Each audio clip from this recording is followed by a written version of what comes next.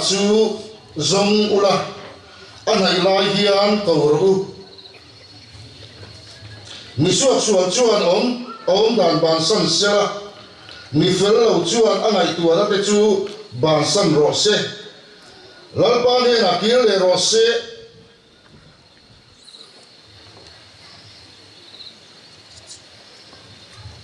ti chuan anin alo ngai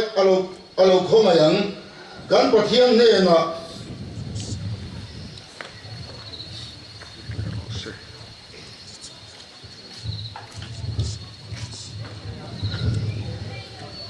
mun da mi pathian ngai khale la pathian ko ai dei so pui roi mu lo na turin ama tho pui ka ngen chia ma chu hun lom oma ka lai kha chia chan dam na ya ka ton pui che ati sia ngai tu tu ni hun lom chu ni ya ngai tu ni chan dam na ni chu ni dalpan kan tu ngai thak te atharin kan sabai kan man ni som sakro se amen pathian ma ku ni i chom cha ya hallelujah hallelujah hallelujah hallelujah lalpa kan pathian min bangai tu hun kirle hun har sa kan to mek lai poin mi fello te mi tinglo te i khongai na nuai a kan rong bol min la phal saka elai huna hun chatak mai nai min bo sei saka wang hian kan long em mai ne long thu kan thila che amen lalpa kan pathian min bangai tu elai hun kan mana hi tharau thiang li min man ronwa min man sakla ngai ka tu le thom se pa song som te he na mal som na min chan sang che lalpa kan pathian min bangai tu an thom mi deu ta she ko min na sare doli su akal ni tiang in don hula hian he thom a hian nang ma mo tu piang che an mo zon che wa na min i thu dei fak dal mang te min khoi sang che lalpa kan pathian min bangai tu chan vo chan tu te song som te nai tharau thiam min om pui la kai suai la kan hun pum pui hi tharau thiam min min nei sak vek la i ro pui da ta min ban sang che lali so min he te kan ti le amen ma thiên thế hẳn để cần đủ tiêu hết cả mình là bà thiên gia đình hun cần mong đón thì program thế cần sẽ thì cho nên headline hun đã cái tin tụi thế cần sẽ tin cái input sai về cái gì rồi headline hun đã rất là tin hun hẳn chẳng tụi hen cái ba làm cái hành ngày tụi cho nên cái sẽ mình mà bài hun cần sẽ cần em khan nên để dia chỉ tên là để dia chỉ tên pathian bom thung bom de ya chi te lo chuan in an phan arim an khoi arim chan lo thu te ka ri ro hian an ma tin pathian thu kan chia kan ngai to na chuan ke hi helai mu na pathian hun thiang tu ma ding chi ka ni do na mu ni le ti te ke ma la ma ral na ka ti me ka tiang kha lo thena ama ro chu ka ding nge ka dam chuan ka ding nge chu le ni ti te ka ri ro an ma ti chuan in okas ni kwa khanin kan thisen covid te kan ve lo te khami han test ve ta ti chuan kan lo ve ta chuan in ka ri ruwa hianin thil tak he om te a ama ro chu tu na ai kar hlat to em awangin pathian thu dang te kan zong ve cha ma ama ro chu chu te in ka ri ruwa thil dang te phak kha an om lawa te ti la ya me he ka ri ru ya in atanga force ya tanga kan chua ka ri ru thil om tun lai ko ve la covid chung chang khuwa te pathian mangai na ka nin mangai chin na te le tu na kan nin mangai dan te nen hian kan te kin na tam ta he lo lut bia chu ta chuan he tu ki ka ri ru hian oma hum ya chiar ka do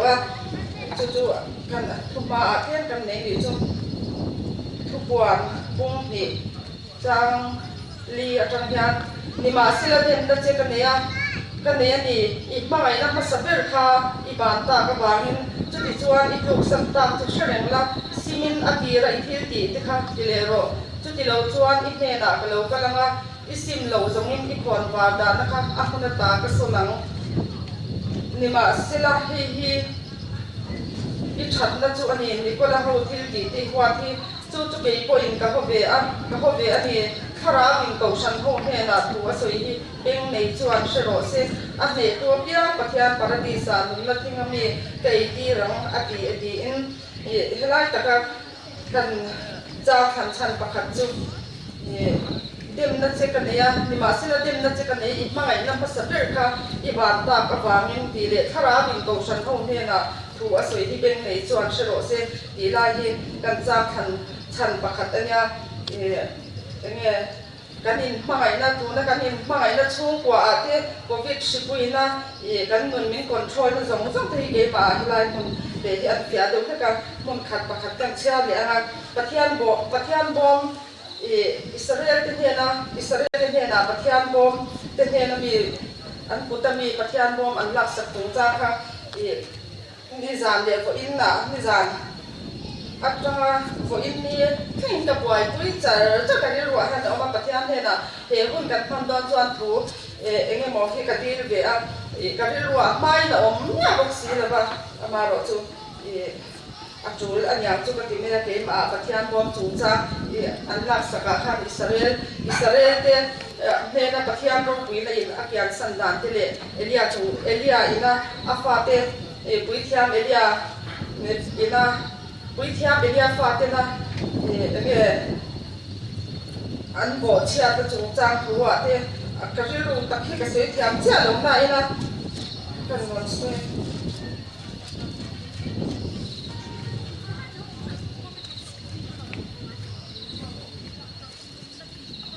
chuanin pathian thuthung bom chu an la le de la davida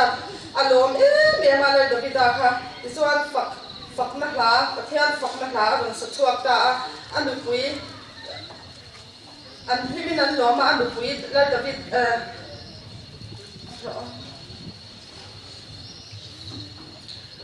melkai chuanin anui zat ta ni kha chu tiang chuan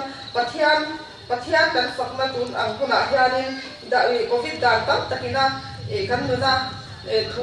kan nuna min khuak na hian dan anga min khuak na hianin kan in le zat na thil tak tak te kari ruwa han oma tin chutiang zelin pathian bom ke ma ni om thuthung hi pathian thuthung hi ke ma ni mi hi laksoni na om na sa ani lo mo ti te kari ruwa an oma helai pui kan cha le kroni pui pakhat na bung som paruk chang ria ta tang hian olel pam he na lon thu sil ula nam te ji nga chuan athil ti te chu shat ti ro ama choi moin la sa ula ama fakin zai ro athil makti zong zong tu chu sil ro ahing thiang hin chu chuang ro lel pa zong tu te thin lung te him ro se ire chang som thum palia olel pam he na lon thu sil ro ani chu athasia amil nei da po kum khwai na om don sia o kan chandam da pathian min chandam la I hing thiang him pak tur le I pak om na chuang turin nam tin jing ta min shwai khom la min chan hi mang che ti ro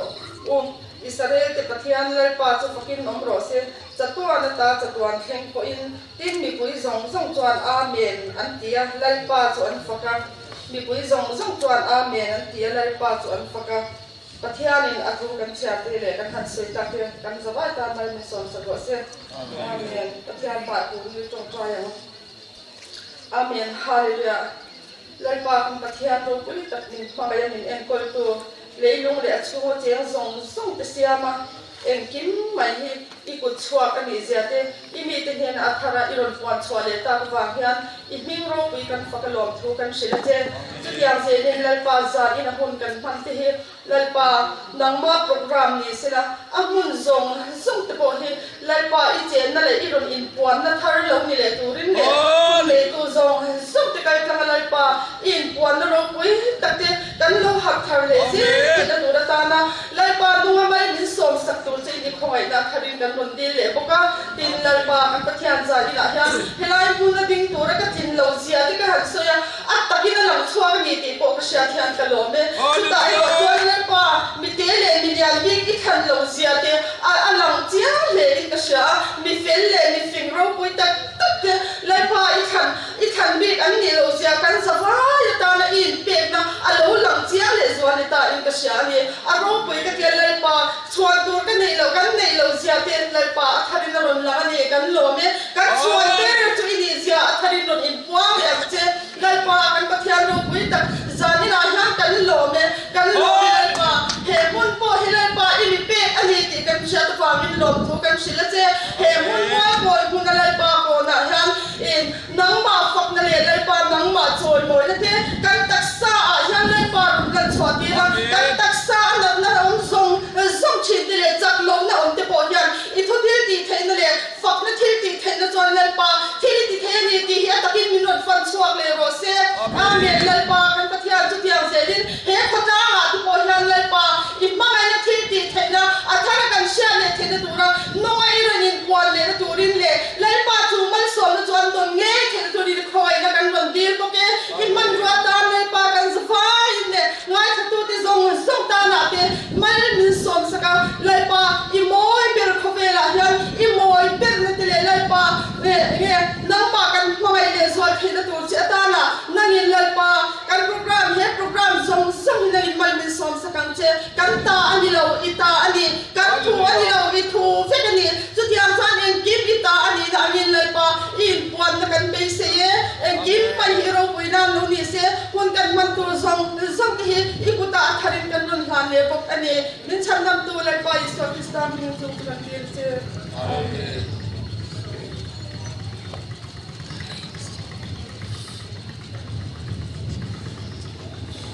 Pathian focus ai hong na kan nei na ni ti ni suwa ka tin lungin ka mangai te dewa san sai suai tu te ka lo in bua sayela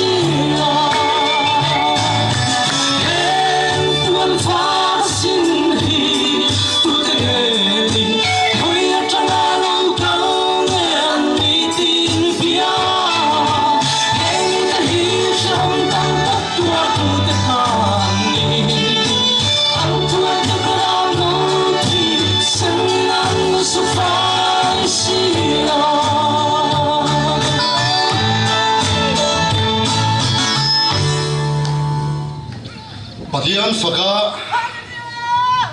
zaina hun chahi akum te kan nei talo hemol khoi khotana lalpan fakta thil ti theina min puan sak awang hiam Patian min chu fakinom ro se amen tu mai sum lovira lai mol khoi khotang te po ni sala helai om khom te po ni sala zanin na chu lalpa tan thom moi chuira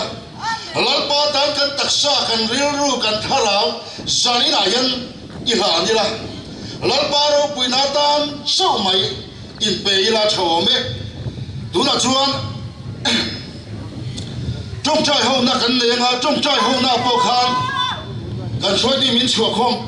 ti tho kan ringa a thei thei helai a hian lo in sem dar le ta ila thange mang lawa sai na hian mi a takte mi fel lo takte o lan pan mi la mang tu hi hallelujah lan pa tu phang dong ro se o thil mu si dong te thang to pathian kan phang cheri hallelujah hallelujah o afaro pui pathian kharau thiang lim kan lalpa Isu Krista o zai na hi me nom pui ti kan thia zai na hian o mual kon teu in wa van ne amen kharau thiang lim na ko cheu hi hallelujah hallelujah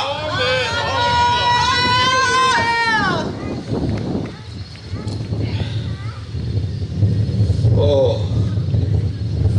Bible chang na chian ta dua trong trai na min ka suai tu turin pathian chu kharau ni a chi bai buk tu ten kharau le ti tak setin chi bai buk tu rani atia lalpan kan Bible chiar mal som ro se amen zai na yan lalpan chi bai buk tu turin min dua ni o kan ba de o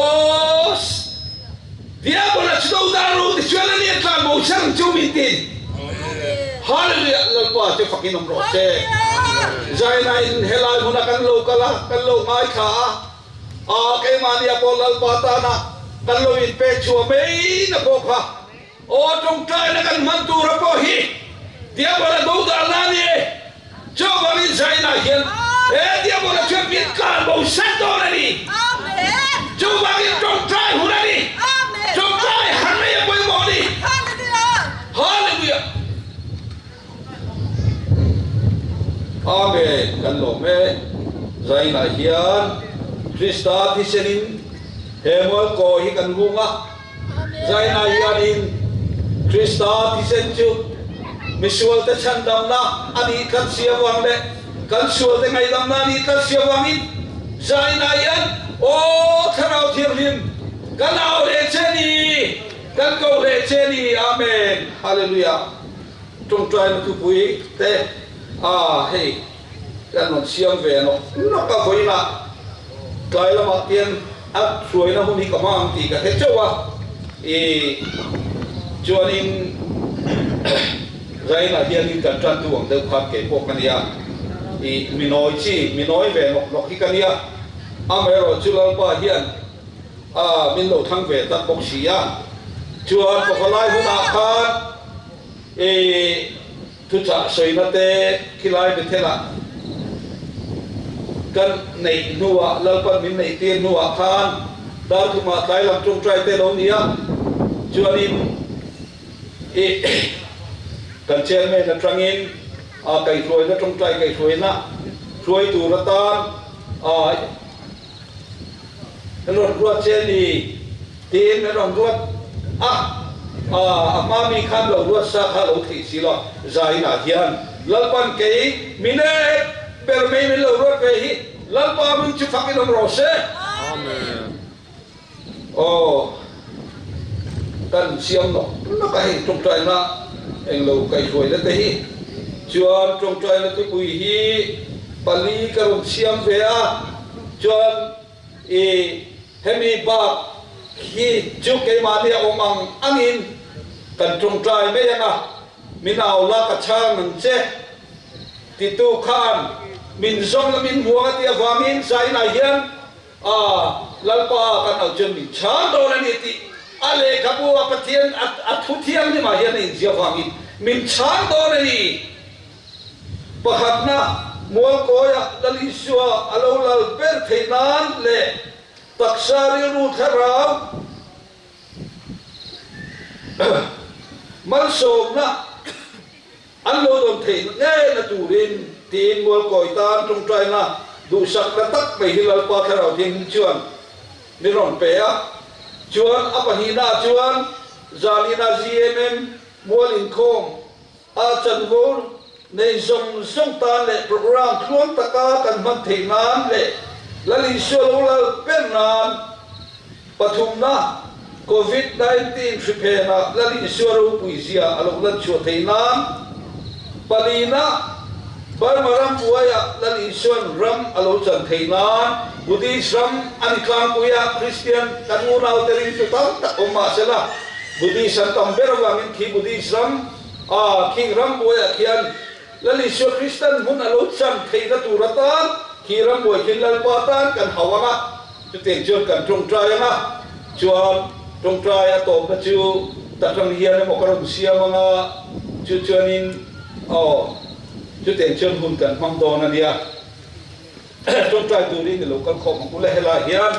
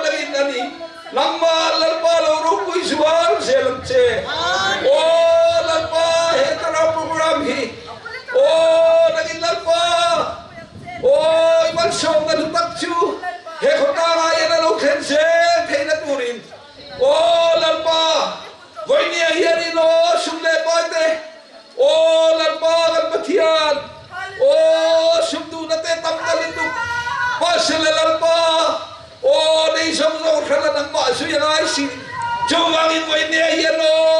som te chutam takat ni khan tero chutem te ni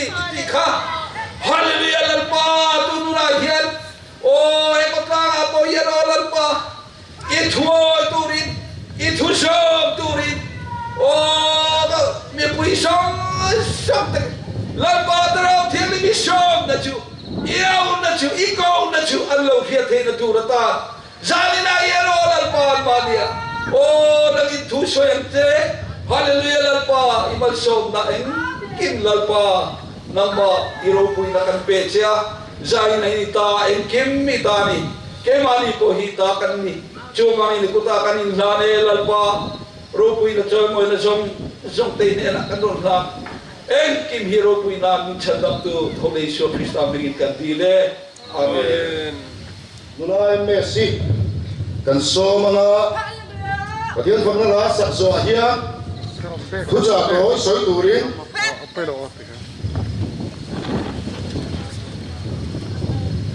tua lupa a thang dai lupa lòng din chuột na sela a thane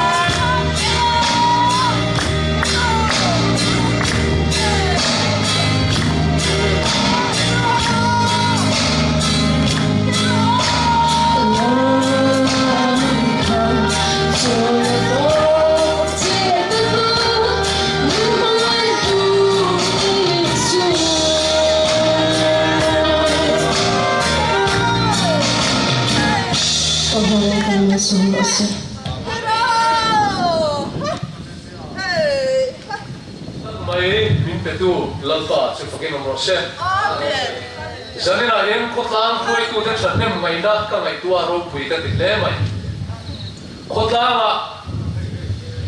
lali suwa afa wa tam na alo khen thena tu na ta na ก็ตามไว้ตู้เตะเจียมมาลงบอลตู้ห้องส่งส่งเตะดานลฟิลล์บ้ากันลงตู้ตะนี้ฉันนี่นะยังไงก็เรามิดเมงินที่ลงเทียร์กูกระดูกเละไปฉันนี่นะยังก็ตามพวกเรามีตั้งแต่กันลงติดกันที่ยังไงที่โอ้กันที่มีขวดเชฟเฟลกันที่รู้ตุกะakan boruak ki aku tuka klemin khotwa lampoi chan han lale sual ta ila thain ka hiya ke poi kan huma mi au khia mang par ka ne bik chuang lo wania chuang chuan tu mai nen khek tu kan long lo ba e pa to pa pathian fa khong tu ring helai kan lo kal khom mai ne chuang chuan tu mai sum lo ila ta lo ti ta lo fa o ti au lo na tu ring sa ni na hian thin lung in hong takin kan ko ta khoi tu te pen na te ngai tu in kan sem khan sa ni na hian thei pa to i chuang pu ril ro ngai tu na ta tak i se ma pu khoi a he kan tam na tu tak tak a ri om ti lai te po hi i ngai tu chun som se la ko ta hi mi se na tu poi khoi a he om ti hi i ngai tu se la lu bia sani na yem khi pui kan buai puya chu ti ruang chuan kan a soi tu chu kum ni ave kum che to ni he chu ta chuan sani na yem vaccine te thei kan la a tin chu mai ba ka mi thiam te point thei pa to pin adam toi te po zon chu tu min an be ni ni ma sela sani na yem chu mi khami ta ka chu ani e tia zanina yenan nge ni kan tiang in mana tur chata kha khiat tur hi alawang khom mai chawang sa kan kalama po katia ka chuan pui te opula hei chu atharau thil mange o katia zanina yen kan ram hian tam na zon na tur mun dik ta yen a zon ngai to amen zanina yen khovel thila chon kan soyan khan khovel scientist te thiam dan sia kan khia siam thiam lo pon nei lo em ti tur khopani to nima se ema tinge kovel ram ro pui te po an tlom ruya ram re thei sok ten kan tuar na zual tim kha ni maya chawang se sai na yan christian kan ni na wa kan tang lam na tur le kan dam na tur mun lali suwa kristai kan khir to bani chawang se sai na kan dam na tur mun dik tak lali suwa krista khir tu te ta na zanina yan lau tur aum lau sarkari na kanin na tur ruwa man te tha at tho tani te to kin kan zom zelang zera po he lai po kan nam thua kan zom kan hui te kan tuam far mai te pa to pin thu kan o he la film khur takin kan om zelang chuti ruwa le ro chun sai na yen I chuma ro re tu hi em kim chua thu nei tu hi pathian ni ti hi thei hil ngai su amen nakina po ro la re sak tu tu sa su pathian ni ti thei hil ngai su amen chawang sai na hen chumi thu kan om nam na chuan em kim mai hi peisa ti min alo om zo alo ni amen chu sa na hen kan thu ma kan soi duwa thu cha toi hi ka soi thiam lo ber te sing mi ania manzana pi tham pui kan chairman in huna ren big lofa ati kan chairman an ti te usawa kan chairman in huna ren big lo chu wang ta ren big don lo le ti ang te win zanin chu kan ti ta sa kan lo tlai var pa ta ni pon chu la ni chon tlai var te po kan tlai var mai ni ang chu soi tur he ka soi kha ka thu soi pa ngai a hian data khat vel bor khu soi thi dikania thu cha toi hi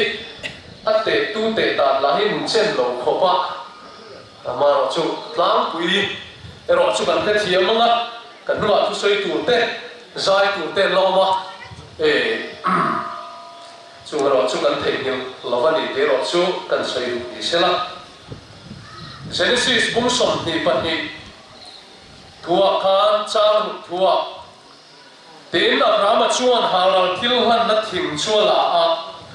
a fa pa Isaac chu putira ani chuan meile chem te akenga ti chuan an panin an kal dun ta a tin Abraham chuan halal thil lana thing chu la a fapa Isaac chu putira ti lai ta khalo chin chila Daniela bung thum chang som ti paria ta kam han chiang mai malak lo deu leka lo ne bukan ne sara chuan thu soya Satakate, mesakate ben nego te pathian chu fakinom ro se ani chona van tir korom tira achia ro amarin tu te chu achan chuaka chu mi te chu an pathian chau lo chu pathian dang reng rong an bol lova sipai an bung lo nan lal thupe tidang lamin an taksa an lan ngama lal thupe tidang lamin an taksa an lan ngama lâu para thu kan zatan mal min som sa rose amen pathian ma kunin in trong trial oh hallelujah lâu pa ropui ber hallelujah afok na kiltina phone se amen nam tin lo ropui le som ber chuan mi thin lung chuwa thuan soi le ro amen khoi kir le ang chakal bu ta te mun thu te chu kai tho le ang che hallelujah Hallelujah. Lalpa kan pathian an sanina hiam thu isoi na to ke. Amen. Ke mi ting lo le mi fel lo o ka chuak hi chon tu thin lunga ma thu soi don lo. Jawab se lalpa thu soi na kan ta. Thu soi na choi moi ni omang. Thu soi na he ka ta hi ti hari no omang. Lalpa sanina he chumi tu ra ta na choli ne na kan plan thar le he. Kan tu soi tur song hi ka lele o ka song hi ke ma ni lo fin na min ron phunu nam che ropui nai ta ni selai so Krista min kan dil che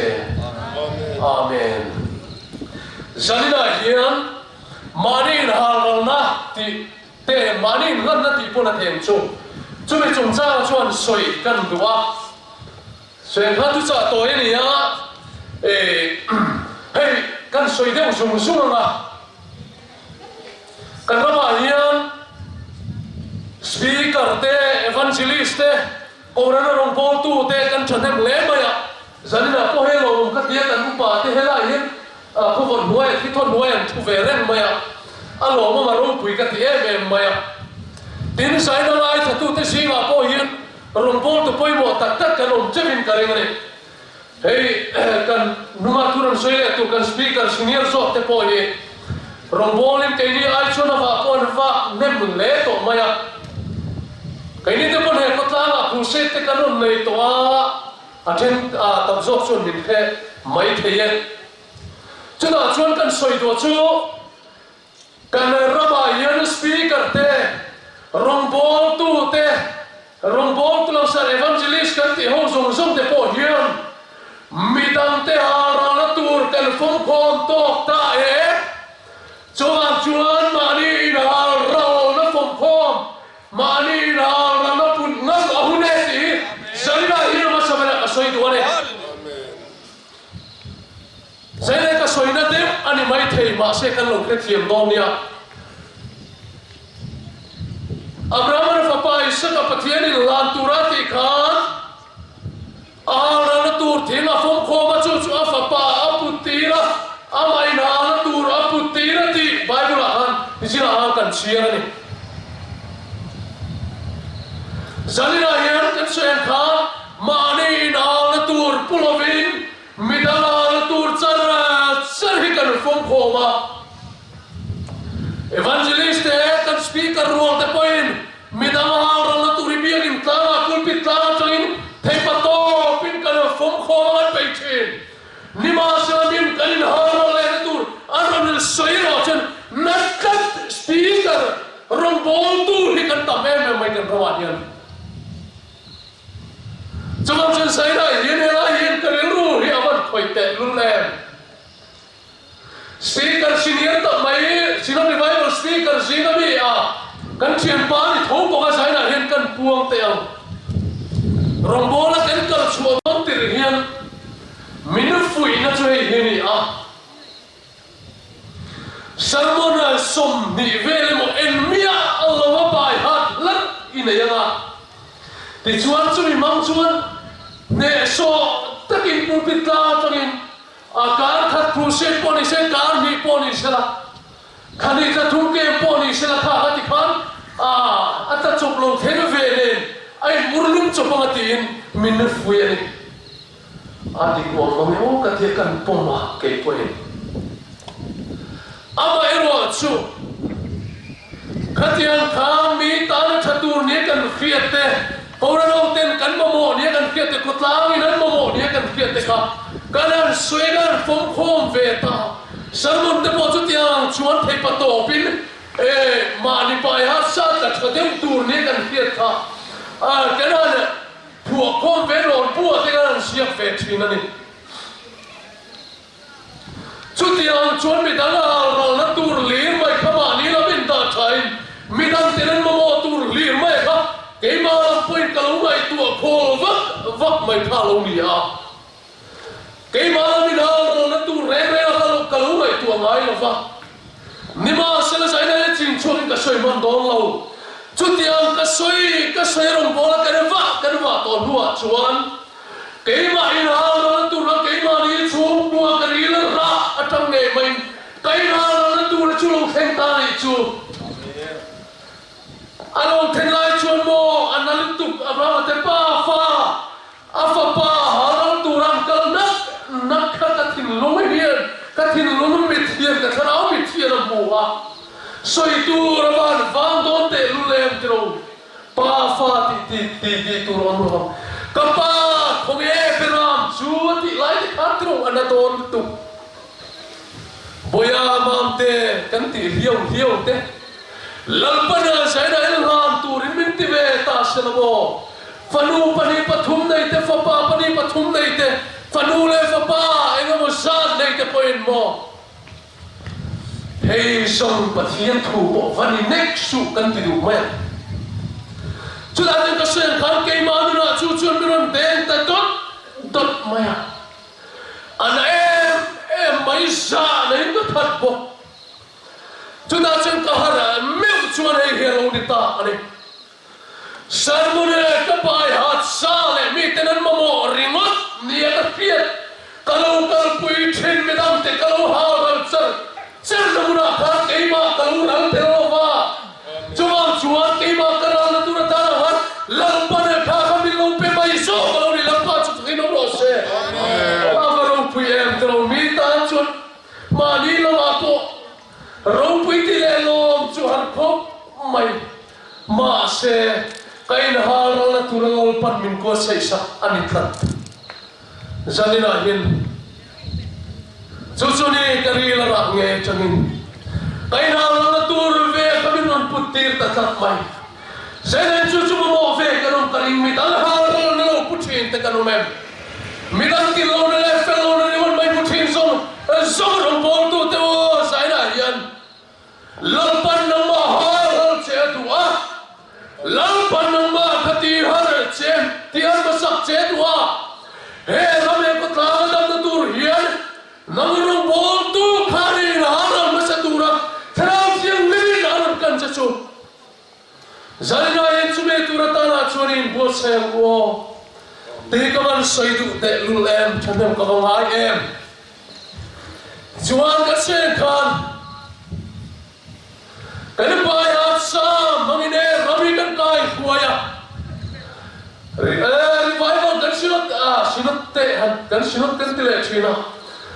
ngai kha te lo phom de pa mai the ama ro chu kan rama chuan ko ran lian beran nia bangin han soi se le la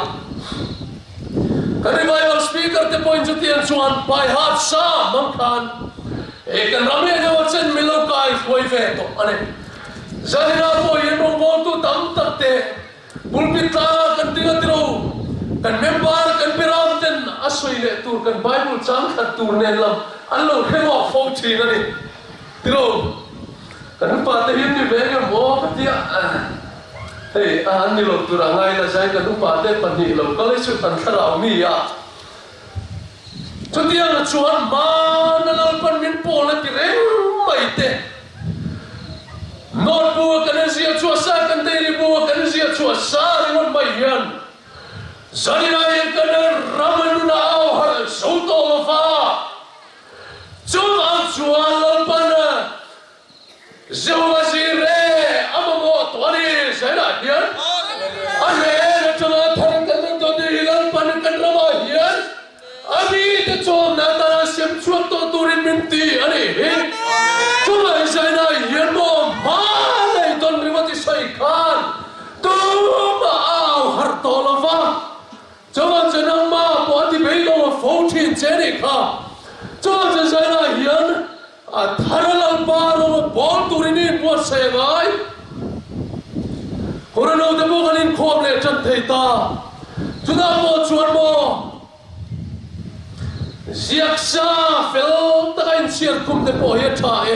e ka social lo le ma chon min pathian na pe ta ni an lo ti ni chuan hei pathian na pe tak tak te chon khiat khom mai amaro chu kan fin na le thiam nam manga chu ti anga kan ti chumo mi ta na hian kana mal som na then tu ani tak tak thailo chuma che sai na hian lalpan nang mai na lal nu a ira na tur ipun ngam nu a zewa zire lo theng lalpan chu chu arana pe ne che mi mai puana chu huna pathian ropui sia pon chuin omanga kum zaile banoi tha ten lalpa ropui sia lo dona lo ne zanina yana chu kan thil longa lian sela ka du khop mai rombol tu ene mosat kan mang chu zaina hian ho I hon thebang u ti kha thucha toi pasa so ti chuan chumi som le chia chuan ni chila tania la te chien zom chan chin kan chira khan sa ra te me sa te a ben ne go te chung chan kan chira khan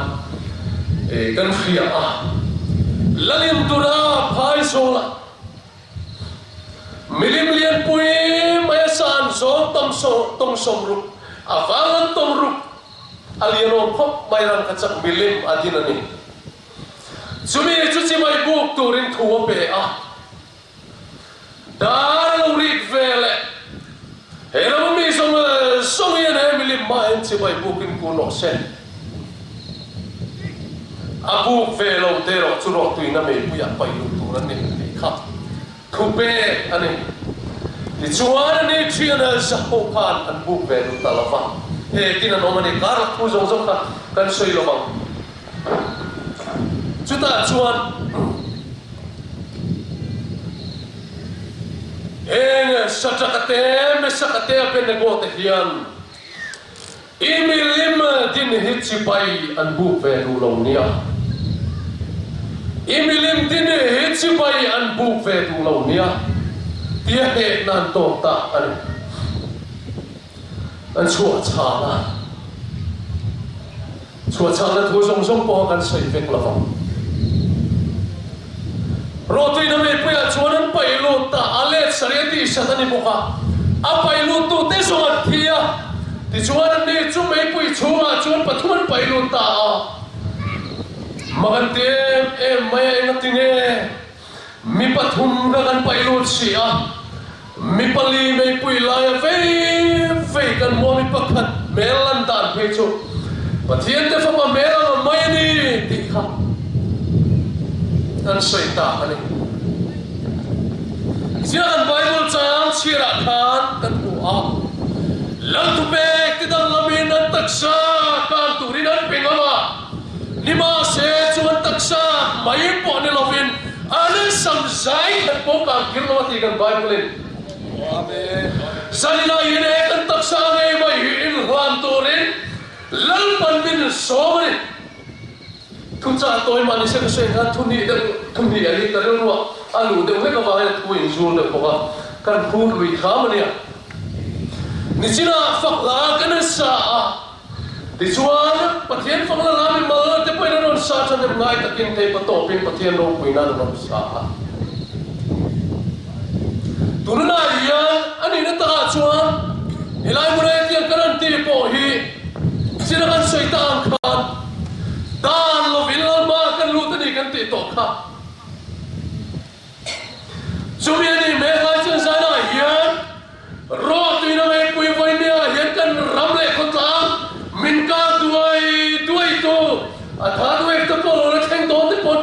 tiro minun ka tuai me tolaka avamak te lulem mi patuman painot si mi palian launita zaina yecho choni lalpani te kan tanglam na tur chu zaina ka soi tu chai har sana man ta balau omalau thengani poin zaina yecho har sana mun lau namra chuan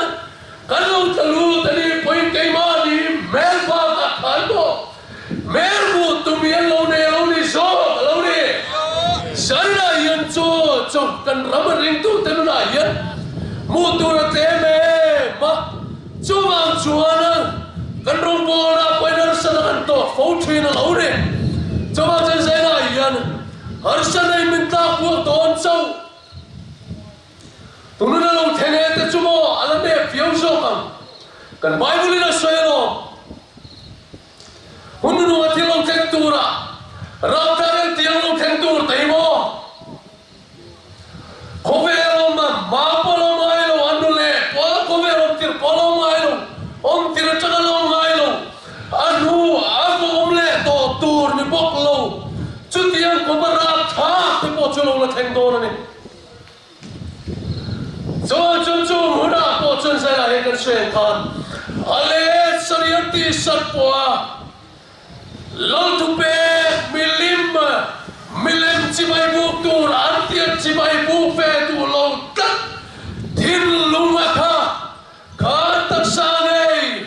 milim ma thing du mia lawate kha mei pui chuma mo an sam zai khat po alungkan kirta lavani chu amen zalina yan cholom kantam na tur tat takatana po yena ma pui mo em tro kan sam zai khat po mai lo min chin che to yena zaina em la thengil re lo choma chuan I har san na khia imang na khia choma chan iti thei hun lai khan atanai pe thei hun lai khan he komela yen lam thei milim ma chin chin suk nom to lo ma sila sumle pai ma te kan chim chiatro dam chu no puina ma te kan chim china satal tu choma chane ma chim chin du ve mia lo mi te hi voi ni alal pan na sombe kane amen sombe de chone milim ma chim chi ve ngai lo kan soi sem lo milim ma chim chi ve ngai lo te nakina an sam sai khan po kan kirlova lo pan achan chua tu na de chuan ne chung me taro pui sia chung zai la hen a kan soi le luk me me lo ka tiam te u chung me taro pui sia mai chumo an sam zai khat po kan kirlo me ta lak chua an nia mei rimpo nam lo di bible hian chumia ma chuan lali da thu pe ale lim che ina chiam le ta an sam zai khat po kan kirlo wang khan lal chuan sakate me sakate pe no go te pathian hi fakta pathian ni chuma chen pathian pe lo chu sa sumano ne pai turan ni dile ta lau mai chu lo zai na yen kan rama chuan mo kan rim kan pathian me ri lang lo we lo a thilti theina te oi om hir lang lo we lo tro chowang chuan mi ten zaina hian khovel mi ten an thir po athilti theina an bu theina turte athilti theina ropui tak alo lan chua theina turte pathian chan dam nei tak nge ni ti mi ten an bu theina turata na zalina yen itak sang nge ihlan ngam na kuna lamai na ral ngam na muna kan pathian ropui na puan chwena lo omang lampre thu kan za tan mal min som sa ro se amen amen Pathian tu cha haro pui tak mai kan ngai pathian tu cha ro pui tak mai kan ngai patheya lomom le mai adi kani miral lo lalpan amang ngai lo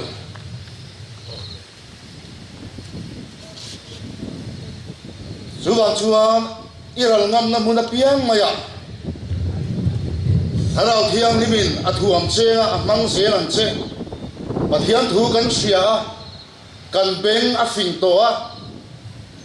Pathian tu chapui pui kan ngai tha thina amai ro chu kan non lalpa tan kai pe phal thin lama kan ral ngam thin lo wangin lalpa man thei lovin kan om thi chu wang chuan tun hun hi ral hun ani đi khá xìa ila a chang irang ngam lo chuan ti sai na nei to lang che lalpain abe thei lo to lang che khala thiang nim zui thei lovin yom tol mayang chu wang chuan kan thung ai tha aro pui le mai pathian fa ka zai ho na kan nei lenga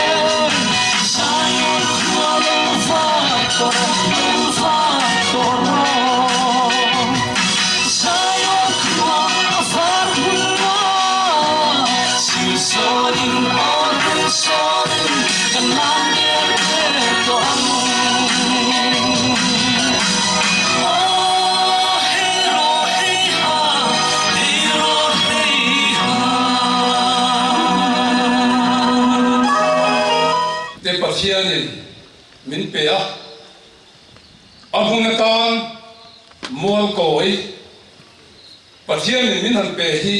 kan lo ma abi takin gospel music ministry in Mualkawiah khotang huai tu te bia in helai huna pathian thu cha soya pathian phona la te sa a hun mang tur kan dil na te phal takin kan khotang huai tu ten min han pe hi lo kan ti ma zaina hian hei kan hun top lam kan lo theng lek lek ta a tu lai khove lain hun cha har sa zia te hun cha po tuila hun cha kan nei lo fo dan te kan khia zaina hen duam takin zai na te trong tra ya pathian biak na te lein hun kan an mang chho te nisila kha samon kan ngai kha zote kan upain pathian thucha nung tak Mizoram mi puile mi maltin na kan mamo ngoi pathian mai tu le pathian ta in petur chuan mani in harala mani sual na te kal sana pathian mai pe thar tu zia kan ngai kha kham om lo le mai Zain pathian thucha toi te kan sei mai thil pakhat sei kan tua GMM kan ti gospel music ministry ti hi ahom sa ma ko khan pol ti bi omia lova pathian tana in ma rong bol hoa mani ko khan chevarin taka oma chan tur Krista va chan tur chu Krista va chana kalsan tur chu Krista va kalsana chu tiang pathian ta in man tur mun pol gospel music ministry ania Mualkawiah kan ko khan te le kan thom khe pha te poin he gospel music ministry a hian member kan i ve tuani anti poin pathian min kan pom chewa kan som chewa pathian talin mang du te ko khan tv omia lova pathian ta na in mang turin kan som thar le ni pathian thui ngai khang u zo nei Jeremia bung som ni chang so ma chuan mitam tak phun ru ka khia kil tina hlau om ma om tia zo nei Jeremia bung ni chang som le pathum ma chuan kami ten thil panian ti sual si ke in nun na tui khur hi min kal sala tui khuak hi tui ting theilo tur chu athu kan chiar tela pan kan satan ma min som sakro se amen khiawangin kan nun adang lam hle maya khotang nun adang lam ko khan nun adang lam mimal nun adang chung ko nun adang lam na se em maya chuti lai thil mak ber mai chu kan ko khan le kan pathian biak na lo dang lam ta tat hian kan khowela kan nun chunga hian dang lam na mak tak min then zelang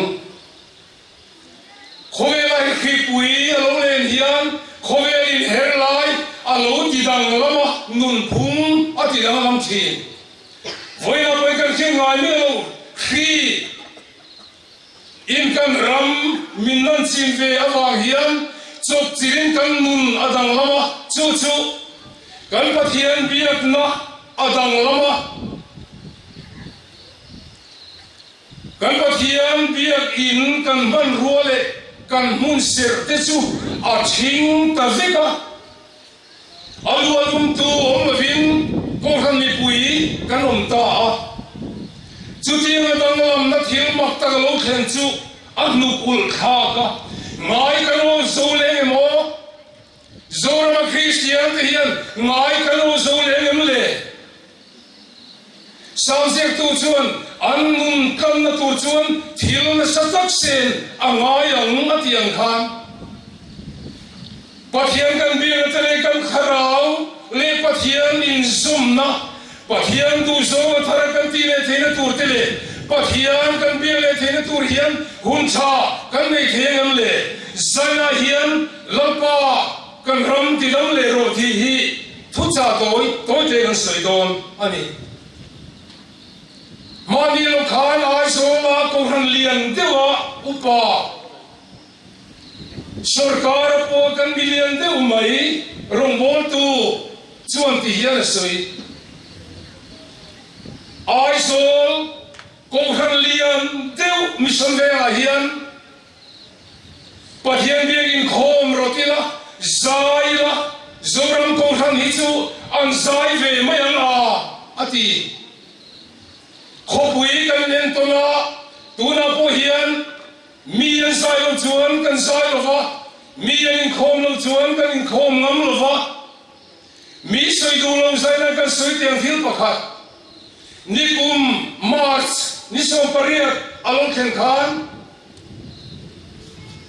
amain zalata lockdown ti in India sarkarin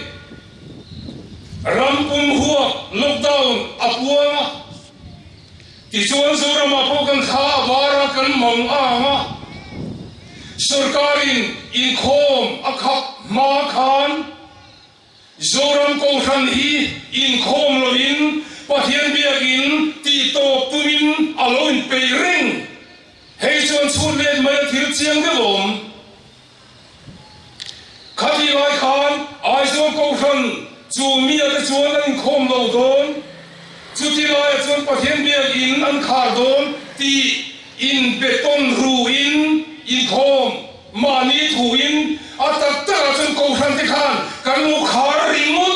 han ngai tu chiang ve ma teu atira khan sarkarin khile wangin pathian biakin khom kha min khap mut lo keimani le keimani in hlo nei min mala kan pathian rindan adal ngala khi bolo chengsla kan pathian hi en pathian nge ni ti ngai tu me lovin pathian begin khom kha keimani le keimani in en tonin in bi tonin pathian begin khom kha kan lo thul mai khati la ka thil ke chene mem chu manipur la changin rongbol tu te lo kala chuta chuan sai thiam lalpar sawi po khan asai don khan inga tinge in khom kan lo thul mai inga tinge hetio pathian bia kan lo thul ti in asai tur khan pathian thu thale mai takin soi kha nikum marcha khan kala khreng mai ai ma mai lo nei min mana voina po hian khochen khat mun chen khada chuan mualai pathian biakin khom te hi ala rem lo asin mak le mai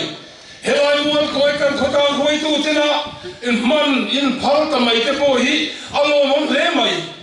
khovel min sirtina le khovel min khirtina song ai tu chuan samphai chama khivei na mun mitam takom na mun chama local te hian khi te hi kan pudar mai ngem le chu khomela kan Mizoram ngai po hian zin vei vate phalovin khin pudar sakle khin kai chontir lavin nikum marcha chang khan voi khen hian kan lom ania asan chu ti hian soi tai la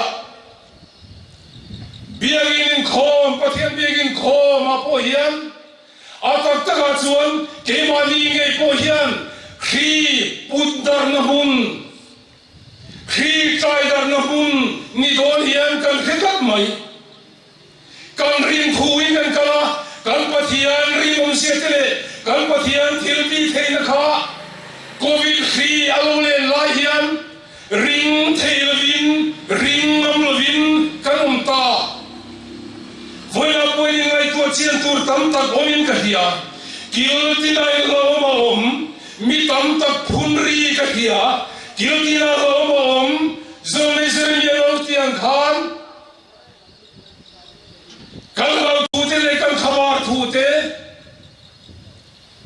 khile ro kan boi tur thu in kan Mizoram min sia le mai ali na ta ka Solomona biak bu ka sanglai khan temple pathian thuanga sanglai khan ruaman na fel tak nein pathian biak in kota chuan sang phairan dinga helai muna hian khri te lo le na tram te lo ka poin tia trong chai te mi mal suang te mi mal dik lo na te le ramin harsana nei hun alo khen poin he tempula hian kan lo avanga nangma kan lo au chela nangin va tangin min lo changang che tia pathian biak na kha voini ai kan rambo na mo ta le mai Solomon chuan chutia pathian biak na tura mang an hunalo khena khi te lo len huna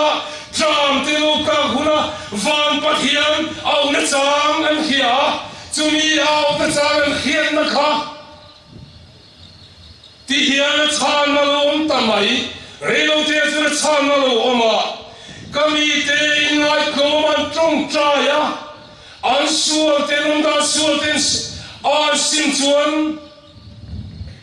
van tangin pathian chan na lo lang tu chuan an kangai da ma an ram ka di dam le ti chu pathian Solomon pathian biak kha voina pokan pathian biak kene wangin voina na thilti theina I se thar le miang ani na tak chuan zani na ve po hian mi tam tak helai munai lokal mam lo na ka chu khi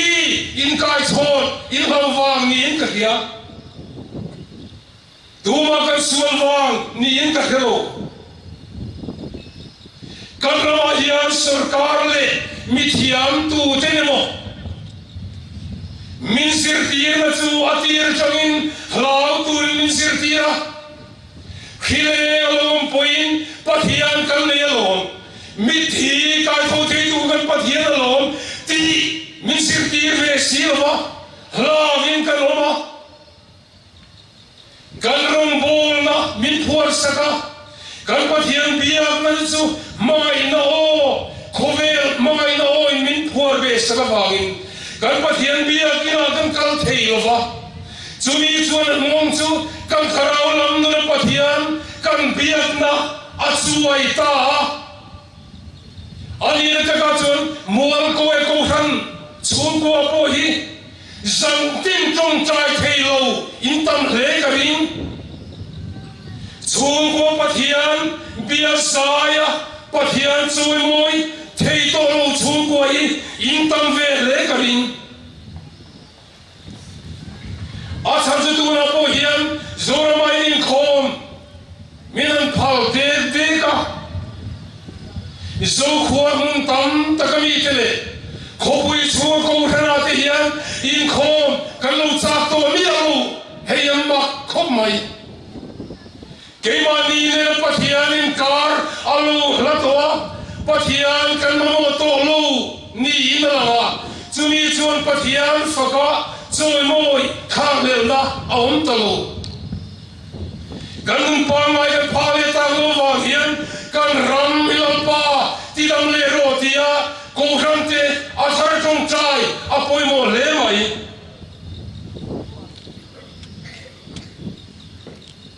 kan ram ti dam tur ta la hian pathian le tong chai a pathian le na a thar kan pe le na til lo chuan khin min men mi tang voi na po hian ani ta ka chuan pathian bi Inkhawm zang lamal phalo ma sela Inkhawm te hi sarkar ne na po hian dil ngam ko khan te hi ega tinge zang kheng mai kan lo le kan Inkhawm ve to mai nge pathian kan ve to mai nge tingam te hi ga tinge kan lo zel le ole tu sarkarin min khoi dam kan dam kan min du na te ponian em poni se ko khan kan ti tur kan ti ngam ve hun ta le mai chula ma pathian bi Inkhawm min phal saka nima se pathian bi in aling lo te po Inkhawm ve a pathian faka choi moya lama pathian faka choi moi chin kan ni na te kha hedian hun har sakara po hian chun zom ve chak na nea Inkhawm ve mai on ma se kan rama hian chu tiang ya chun te tam le mai lampa kan ram ti dam le ro tin ko ran chung ko te i chong chai thar le mun hiang apani na ti ta thir ka soi du pakhat chu covid khileng awang hian kan rama hian ga tinge rui lo apun ta em le heti lam song te bai ngai tu ngai samphaya rescue home rui lo ngai te home thok tu te chuan ti hian soi covid khi lo le lai hian ali na cham khan number 4 zuar ansalena how to mantu anam tolova andu dui kholayan suara rui lo ti ve ngai lovin ti thar na huna tala he covid khilen kara hian zong tu le how tu le mantu anam tolo chuan rui lo zuar ansalena kanram hian na apala dam lu na voina pone pansel ni na lam rui lo ti wai lo ten anti thar ti hi rui lo la rong bol tu rescue home thok tu te chuan chu an thu thar khiat ani kan mai ni amale voina lu na te u I fa pa I tu pa te khai tu nu te kha voini a hian rui bavin la chim buai lo ani mai thei ma se nak tu lo gai chuan ala ti ve don ala rui ve don rui lo zuar an nam pa e mai nak tu ka hian ni chuak leang ti ai chiang so hian rui lo zuar tu te heti ta kan ram manzaren chuan I tu le fa ka tu le ka fa te hian an la ti ve se don kan ram hian nat na lam ma pan se don ni te pon lang จุมิการะจนกันรำดำเลนาตาลาเฮียนนูเลปาเตชลายเตโปเฮียนเองมุกันเตียงเลเองกันตีตูดปัจเจียนตาทะเลกันเปงเลนั่นเลยเฮคิเลงลาวะกันบีรูกนาวังเฮียนคิเลงอะไรโดนชวนซิลโฮมควอรันตีนกันตีเตโฮมไอโซเลชันกันตีเตกันอินคาร์คิบวังเฮียนกันรัมมาคิเลงฮีโลเรโดนเซจวนนิคุมมาร์ซาคานเรตองกันรำเฮียนคิเลงวังดังโลนะกันในไอเฮียนคิเลงดานะกันดังโลนั่นเลยขดกางกูขันชูงกตินเอซงเทลนมินพัวเรนาเฮียนกันตัวโซเกมที่ป่วยไงตัวตูดอาทำเล่ไหมกันรำเฮียนนับดังอินมินตินาโคเวเลนเราเนี่ยขวานในอินไว้ในกันรำมินซีมาอูเลนาวันดำโลปุยนทีนักันตัวปุยนกันอูเลนาที่ไลน์นั้นนาวังอินทีนัมุนกวนเกียงอาโปกันในงำโลวะดำโลกันงำโลวะจุดเดียนโคเวลชวนกันโลมานียนี่มาเสียตัวนั่นเป็นก็สวยดูช่วยเฮียนี่กันเราไปสวดชวนลาวสู่มิติวันนี้ฮิเลงกันเราได้ชวนปัทยันกันเรานี่กันที่เราทาร์เซสละจุดนี้ชวนปัทยันมิไม่ตีเลสละเฮฮิเลงอาเฮียนมิตันตักฮิเลงวันนั้นตัวกันอเมริกาอินเดียรำเสจิงาโปเฮียนมิตันตักนัดนาวาทีกันอมกันทีอาทิกังอามาโรจูเฮลายมุนคิเลงอาวาเรานาวากันปะเทียนเบียดเลยเรานาวากันเรียนรู้ขบานนาวากันซีไอชวนใจนักเฮียนกันลิสวดหูขมวนนักนุเชียจูเกี่ยมาขมวนนักเปจูอาทิจงคำที่ใจนายกันชงกัวอาทารินลูริเลสละกันที่ลงอาเฮียนอาทารินกันลิสวนทูคาราวินสวยเลโรเซจู่ๆกันรำดังนักตัวเฮียนี่กันรินกันเราเนี่ยข้าพานันกันรำมินซีมาจุดจุดมาวินกันโอมาอามาร์จุดเดียนการะชวนปัทยันไปใส่ตูอาธารปัทยันมาโมตูกันรำเฮียนอามาโมเลมัยโกเฮนรำบอลตูดิสินาขานกันทุรฮิลตูอินนัสวยตัว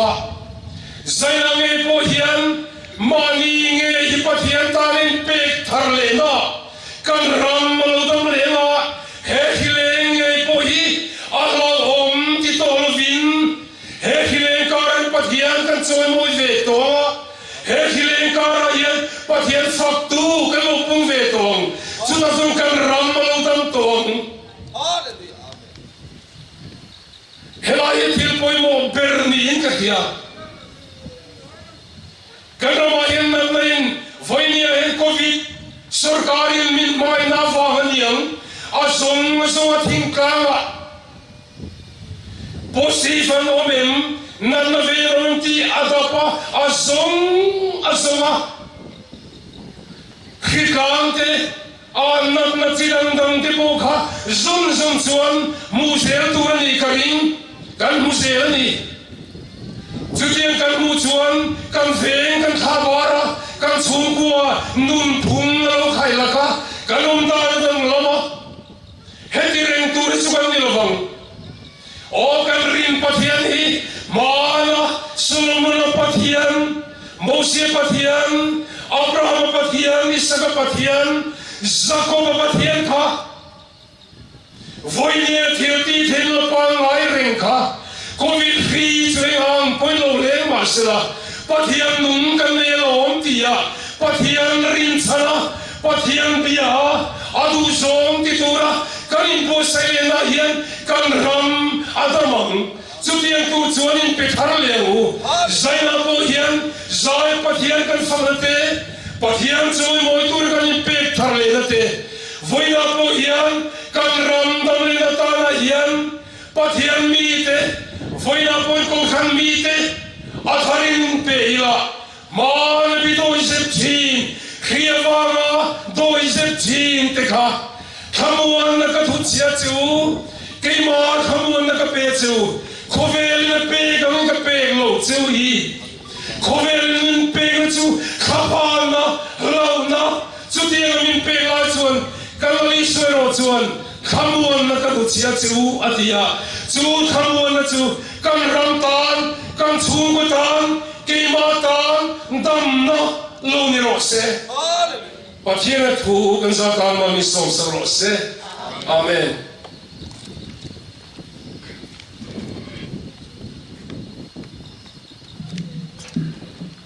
pathian ko ropui tang mai ngai tha ropui le mai ril ruwa salmon lain lao su di salmon kan ngai tha khan ril ru ti thara